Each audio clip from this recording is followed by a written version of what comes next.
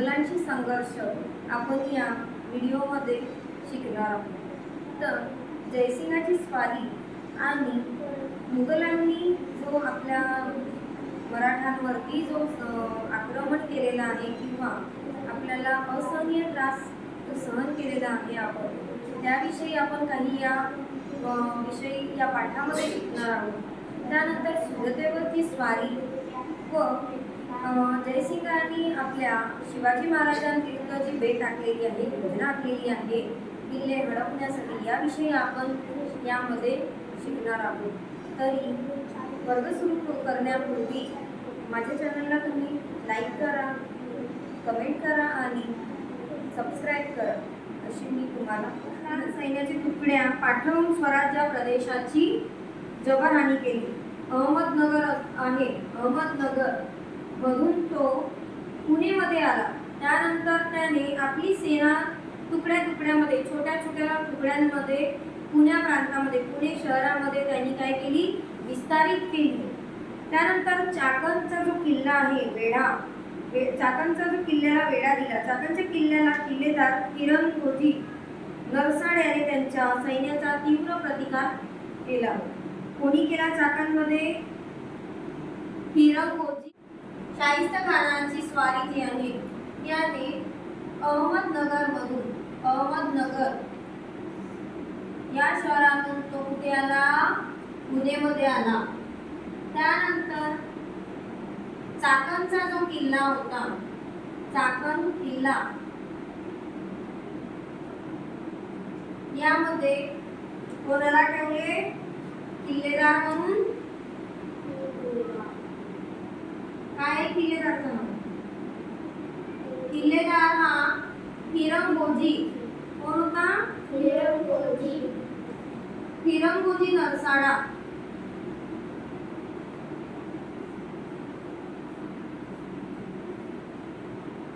किल्ल्याला राखणारा फिरंगोजी नरसाडा होता, जो चाकणच्या किल्ल्यामध्ये किल्लेदार म्हणून होता. त्याने त्यांच्या सैन्याचा तीव्र प्रतिकार केला, परंतु शेवटी चाकणचा किल्ला जिंकून घेतला. तर किल्लेदार फिरंगोजी नरसाडा असल्यामुळे त्यांनी मुघलांशी संघर्ष केले, त्यांनी पण युद्ध केले व शेवटी काय झालं? प्रतिकार झाला, तो हारला व शाहिस्तेखानाच्या हातात हा चाकणचा किल्ला आला. शिवाजी महाराजांचे बालपण जेथे गेले त्या पुण्यातील लाल महालात शाहिस्तेखानाचा तळ ठोकून बसला. जिथे शिवाजी महाराजांचं बालपण झालं पुण्यामध्ये लाल महालात, त्यामध्ये शाहिस्तेखानाचा डोळा गेला. म्हणजे त्यांनी पण त्या किल्ल्यावर पण शाहिस्तेखानाने डोळा टाकले. तेथून आसपासच्या मुघलाची त्याने लूट चालू ठेवली. आसपासचे जे मुघल होते, मुलक, त्यांनी त्यांचे सुद्धा लूट चालू ठेवली. लूटमारी, चोरी, डकेती या शाहिस्तेखानाने लाल महालाचा जो आजूबाजूचा परिसर आहे त्यामध्ये सुरू ठेवली. 2 वर्षे झाली तरी तो पुण्यातील मुक्काम सोडण्याचा विचार करत नव्हता. म्हणजे पुणे शहर शाहिस्तेखान हा सोडण्याचा विचार करत नव्हता. त्याचा परिणाम प्रजेच्या नीती धैर्यावर होणे स्वाभाविक होते. अशा परिस्थितीत महाराजांनी एक धाडसी पेट आखला, म्हणजे एक योजना आखली शिवाजी महाराजांनी. शिवाजी महाराजांना लक्षात आले की आपल्या लाल महालात, पुणे शहरामधील जो लाल महल आहे जिथे त्यांचे बालपण गेले होते, त्या ठिकाणी शाहिस्तेखानाने चोरी डकेती करणं सुरू केली होती. आणि 2 वर्ष झाले की शाहिस्तेखान हा पुणे शहर सोडून जाण्याचं नाव नव्हतं घेत. त्यामुळे शिवाजी महाराजांना असे लक्षात आले. त्यावेळी त्यांनी काही योजना आखली व शिवाजी महाराजांच्या स्वतःच्या नेतृत्वाखाली लाल महालावरती गुप्तपणे छापा घालण्याची धाडसी योजना आखली. म्हणजे शिवाजी महाराजांना असं वाटले की जिथे शाहिस्तेखान बसलेला आहे त्यावेळेस आपण एक प्लॅन करू, एक योजना आखू आणि शाहिस्तेखानाला तो जो गुप्त ठिकाण आहे जिथे शाहिस्तेखान बसलेला आहे तिथे आपण छापा मारू, अशी धाडसी योजना आखली होती. त्यानुसार 5 एप्रिल 1663 रोजी महाराजांनी रात्रीच्या वेळी सैन्यासोबत कुठे गेले? ते लाल महलावर गेले आणि त्याने छापा घातला. या छाप्यात शाहिस्तेखानाची बोटे तुटली, त्याने मानहानी झाली. त्यांनी शाहिस्तेखानाने शिवाजी महाराजांसोबत काय केली? मानहानी केली. त्याने पुणे सोडले आणि आपला मुक्काम औरंगाबादला हलवला. कुठे हलवला? औरंगाबादला हलवला. या प्रकारामुळे त्याने औरंगजेबाची नाराजी ओळखून घेतली. औरंगजेब नाराज झाला. औरंगजेबाने त्यास बंगालच्या सुब्यावर पाठवले. शाहिस्तखानावरती या यशस्वी हल्ल्याचा परिणाम लोकांवरही झाले. तर औरंगजेबाला माहीत झाले की शाहिस्तखानावरती शिवाजी महाराजांनी मानहानी केली, त्याचे बोटे तुटले आणि व त्यावेळेस शाहिस्तखान कुठे निघून गेला? औरंगाबादला निघून गेला. त्यावेळी शाहिस्तखानाचा जो परिणाम होता हा लोकांवरती दिसू लागला. शिवाजी महाराजांच्या कर्तृत्वावर प्रदेश विश्वास अधिकार वृद्धिंगत झाला. म्हणजे लोकांचा आणि प्रजेसाठी जो त्यांनी शिवाजी महाराजांनी इतका मोठा जो योजना आखली होती प्रजेसाठी, प्रजेच्या हितेसाठी, आणि जो शाहिस्तखाना औरंगाबादला गेल्यामुळे लोकांवरही परिणाम झाले, परंतु लोकांच्या विश्वासातही वृद्धी झाली. लोकांचा विश्वास हा शिवाजी महाराजांवर अधिकाप्रमाणे दिसू लागला. सुरतवर स्वारी झाली. सुरत हा गुजरातमध्ये येतो बा, त्यामुळे स्वारी झाली शाहिस्तखानाची.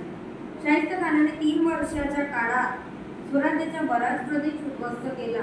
सुरतचा समजलं महाराष्ट्र तर त्यांनी घेतला पुणे, परंतु गुजरातवरचा जो सुरत भाग आहे हा त्यांनी त्यामध्ये उद्ध्वस्त केला. कोणी केला? शाहिस्तखानाने केला. त्याची भरपाई करणे आवश्यक होते. त्यासाठी महाराजांनी मुघलांना धडा शिकवण्याची अजून परत एकदा हाक घेतली.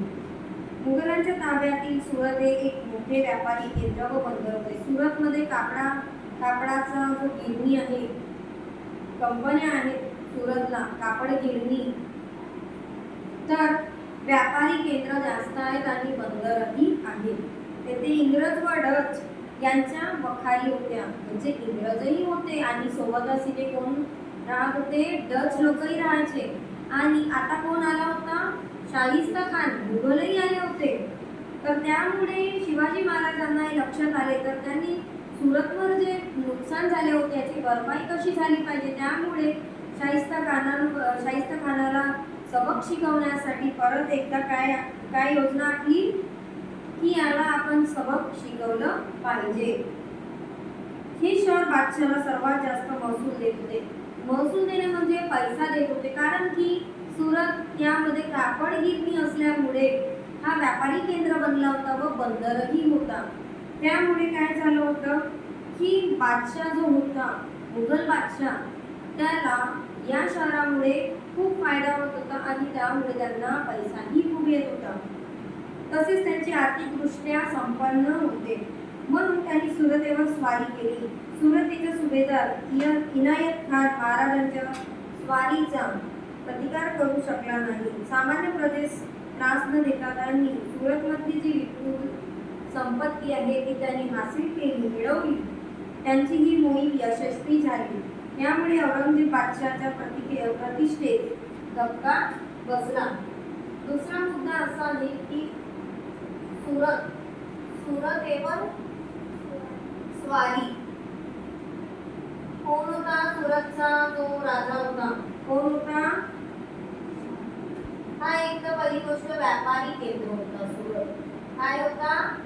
व्यापारी केंद्र असल्यामुळे त्यामध्ये कोणाला जास्त फायदा होत होता? कोणाला जास्त फायदा होत होता? इथे बादशाहाला जास्त फायदा होत होता.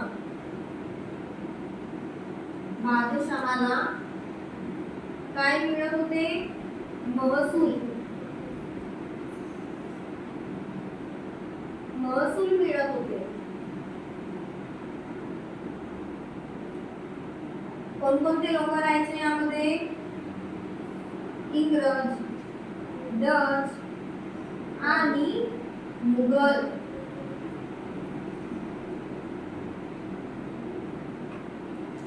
एवढं लक्षात आलं? पण इथं म्हटलं आहे की जो सुभेदार होता सुरतचा, कोण होता? सुभेदार. सुरतचा जो सुभेदार होता, काय नाव आहे सुभेदाराचं? काय नाव आहे?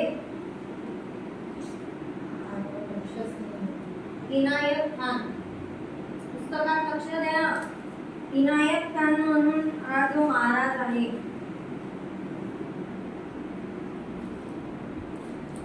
तो प्रतिकार करू शकला नाही.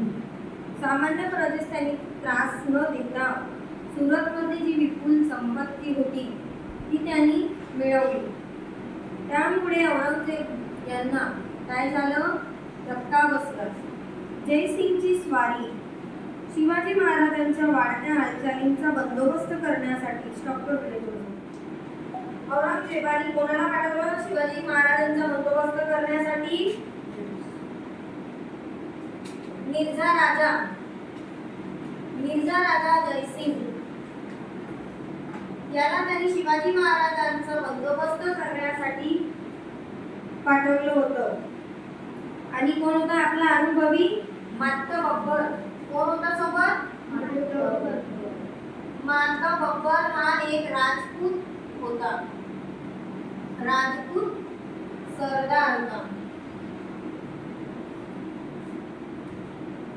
तो यांना कोणी पाठवलं होतं? जयसिंगची स्वारी जेव्हा होती त्यांनी औरंगजेबाने शिवाजी महाराजांना सबक शिकवण्यासाठी, धडा शिकवण्यासाठी औरंगजेबाने मिर्झेचा राजा जयसिंग आणि सोबतच सरदार माता बब्बर राजपूत यांना पाठवलं होतं. तो पुण्यामध्ये आला. त्याने महाराजांच्या विरोधात सर्व शक्ती संघटित करण्याचे आपले प्रयत्न सुरू केले आणि गोव्याच्या व वसईचे पोर्तुगीज व वेंगुर्ल्याचे डच, सुरतचे इंग्रज, जंजिऱ्याचे सिद्धी यांनी महाराजाविरुद्ध आरमारी मोहीम काढावी असे जयसिंगाचे त्यांनी सुचवले. म्हणजे पोर्तुगीज, डच, इंग्रज आणि जंजिऱ्याचे सिद्धी म्हणजे सर्व हे मुघल यांनी महाराजाविरुद्ध आरमारी मोहीम काढावी असे जयसिंगाने सुचवले. शिवाजी महाराजांकडे किल्ले जिंकून घेण्याचे बेत आखला. शिवाजी महाराजांना काय केलं? त्यांनी एक प्लॅनिंग केली की शिवाजी महाराजांकडे जे किल्ले आहेत ते आपण जिंकून घेऊया. स्वराज्याच्या विविध भागात मुघल सैनिकांचे तुकडे पाठवले गेले. त्या सैन्याने स्वराज्यातील भूप्रदेशाची मोठी हानी केली. महाराजांनी मुघलांना प्रतिकार करण्याचा प्रयत्न केला. शिवाजी महाराजांना म्हणजे मुघलांचा असा विचार होता की शिवाजी महाराजांचे जे किल्ले आहेत ते आपण जिंकून घेऊ. त्यामुळे त्यांनी मुघलांनी आपापल्या सैन्याचे जे तुकडे आहेत या शिवाजी महाराजांचे किल्ले जिंकून घेण्यासाठी काय केले? सैनिकांचे तुकडे पाठवले व मुघलांना प्रतिकार त्यांनी केला. मिर्झा राजे जयसिंगांनी दिलेर खानाने पुरंदर किल्ल्यास वेढा दिला. पुरंदरच्या वेढ्याच्या वेळी मुरारबाजी देशपांडे यांनी आपला पराक्रमी शर्त केली.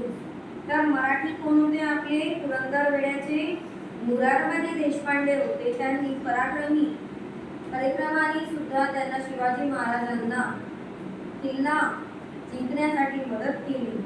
त्यानंतर परिस्थितीचे गांभीर्य लक्षात घेऊन महाराजांनी जयसिंगाशी बोलणी करण्याचा निर्णय घेतला. त्यांनी जयसिंगाची भेट घेतली. जयसिंग महाराज यांच्या जून 1665 मध्ये तह झाला. हा तह पुरंदरचा तह म्हणून ओळखण्यात आला. या तहानुसार महाराजांनी मुघलांना 23 किल्ले. तर पुरंदरचा तह जो आहे हा कशामुळे ओळखू लागला की जयसिंग महाराज यांच्यातून जून 1665 मध्ये जो तह झाला होता तर हा तह पुरंदरचा तह म्हणून ओळखू लागला. या तहमध्ये मुघलांना त्यांनी किती किल्ले दिले? 23 किल्ले दिले व बहुतांचा जो वार्षिक 4 लक्ष म्हणजे 4 लाख जो उत्पन्न आहे तो सुद्धा देण्याचा आश्वासनही दिला. आदिलशाह विरुद्ध मुघलांनी मदत करण्याचे आश्वासनही दिले. यातच औरंगजेबाने मान्यता दिली. त्यानंतर आग्रा भेट व सुटका. पुरंदरच्या काळानंतर जयसिंगाने आदिलशाह विरुद्ध मोहीम हाती घेतली. महाराजांनी सिंगाच्या मदत केली तथापि त्यांची ही मोहीम अयशस्वी झाली. त्यावेळेस महाराजांना काही काळ तरी दक्षिणेच्या राजकारणापासून दूर ठेवावे असा विचार कोणाचा होता? जयसिंग आणि औरंगजेब बादशाह यांनी केला होता की आपल्याला आदिलशाह विरुद्ध मोहीम द्यायची आणि पुरंदरचा जो तह होता हा खूप मोठा तह होता. त्यामुळे आदिलशहाचा मोहीम हाती घेतली आणि महाराजांनी जयसिंगाची मदत केली व औरंगजेब बादशाह आणि जयसिंग यांचा असा विचार होता की बादशहाला दक्षिण राजकारणापासून दूर ठेवावे असा प्रस्ताव त्यांच्यापुढे ठेवला.